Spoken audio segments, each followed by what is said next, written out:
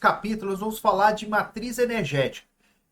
O objetivo dele é falar de um apanhado de dados estatísticos retirados de fontes especializadas para trabalhar mais sobre o contexto socioeconômico, consumo energético, eficiência energética, geração.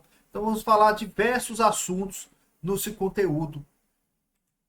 Então, o contexto socioeconômico é um dos tópicos que a gente vai falar primeiramente, a estratégia da expansão da geração e, por fim, algumas considerações finais. Já no contexto socioeconômico, vamos, por exemplo, falar do Brasil, que mudou muito das décadas de 50 e 80 para 2000 até 2030. Né? A mortalidade infantil era de 100 e diminuiu 4 vezes, né? Ou seja, caiu para 25 por mil habitantes nos anos 2000 e 2030. A esperança de vida ao nascer, que era de 57 anos, subiu para 72 anos, que é a expectativa de vida, né? A taxa de fecundidade total de filhos por mulher saiu de 5,5 filhos por mulher para 1,9.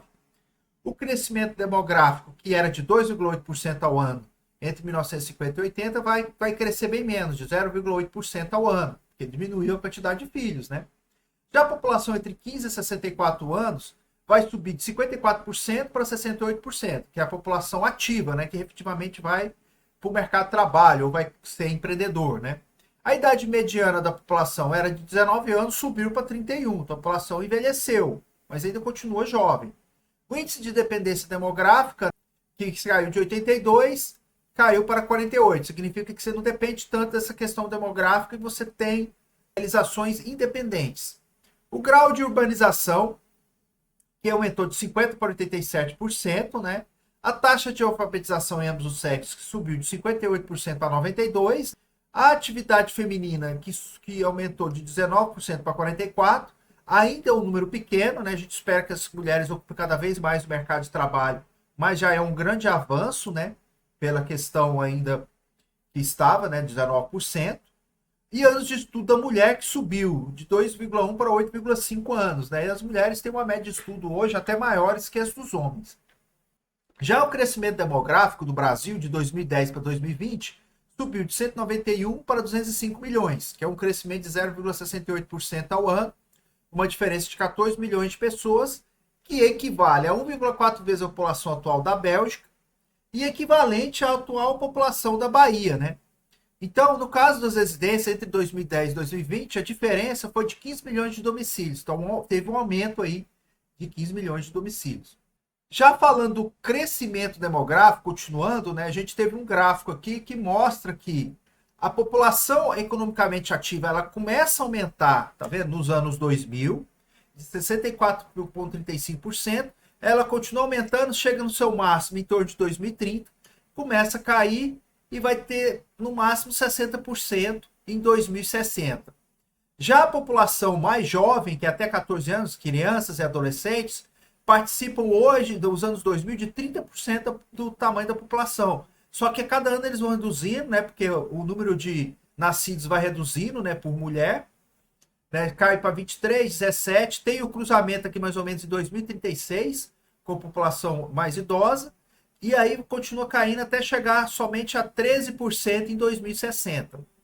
Já a população idosa, que representa apenas 5,6% nos anos 2000, ela vai crescendo, né? A expectativa de vida vai aumentando. Em 2036 ela iguala com a população mais jovem, ultrapassa e chega em 2060 com o dobro do percentual da população mais jovem. Significa o quê? Que a expectativa de vida em 2060 vai ser maior, que esses idosos vão viver mais, mas a gente vai ter vários problemas. A população economicamente ativa vai ser menor, para sustentar a questão da previdenciária dos aposentados nessa faixa de 2060, né, que vão estar vivendo mais. Então, o índice previdenciário vai ser um dos grandes problemas econômicos de todos os países. O Brasil já sofre alguns problemas atuais com relação a isso.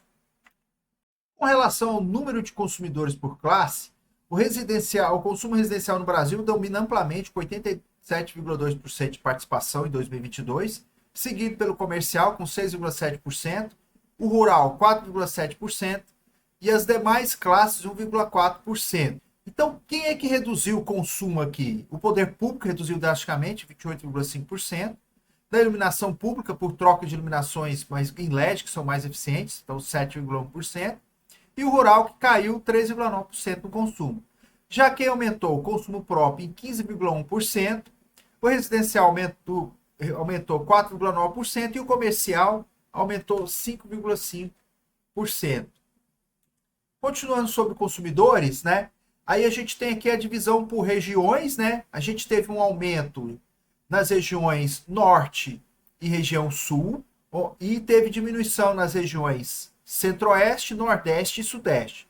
Então, falando primeiro da região norte, né, que a média é de 184,5 kWh mês, né, para cada residência lá.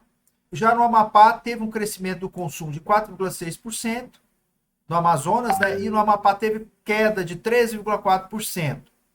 Já na região nordeste, no Maranhão teve um crescimento de 3,8% e o Ceará teve uma redução drástica de 17,1%. E a média do Nordeste é 124 kWh mês. Já na região Sudeste, que é a média de 167,8 kWh mês, o Espírito Santo cresceu 2,2% do seu consumo e o Rio de Janeiro caiu 8,1%. Já na região Sul, que é de média de 186,7 kWh mês, Santa Catarina cresceu o consumo em 2,6% e o Paraná ficou praticamente estável, mas com leve queda de 0,4%.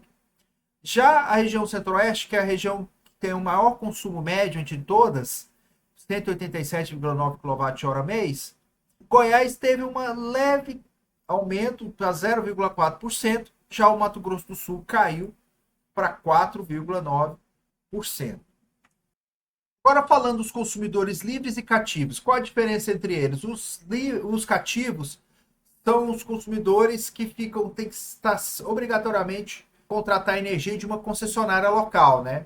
É o consumidor regulado. Já o consumidor livre, ele tem o direito de contratar energia de quem ele quiser, ele não depende só da concessionária local. Aquele que oferecer menor tarifa, ele pode contratar. Então, em 2022, o consumo cativo representa 307 mil gigawatt-hora e o consumo livre 202 mil gigawatt-hora. Embora o número de consumidores livres seja muito menor que o cativo, eles representam uma parcela significativa de consumo energético no Brasil, que são as grandes indústrias, grandes empresas, comércios, né, que representam os consumidores livres. Então pode ver que o consumidor cativo, que representava 73% em 2013, ele foi caindo nos últimos anos. Teve um leve aumento em 2015, mas caiu e hoje representa 60% em 2022. Já o número de consumidores livres cresceu muito, né? De 3,6 mil em 2013 para 31.100 em 2022 e só vai crescer. Porque há um incentivo de liberar mais o mercado de energia, né? Onde há redução de demanda mínima para se tornar consumidor livre. Hoje a demanda mínima é em torno de 500 kW. Então, qualquer consumidor que tenha uma demanda acima disso pode se tornar livre, né? E a tendência é baixar tarifas, então é um interesse que eles entrem mesmo no mercado livre de energia. Então vai ter uma evolução significativa desse número nos próximos anos.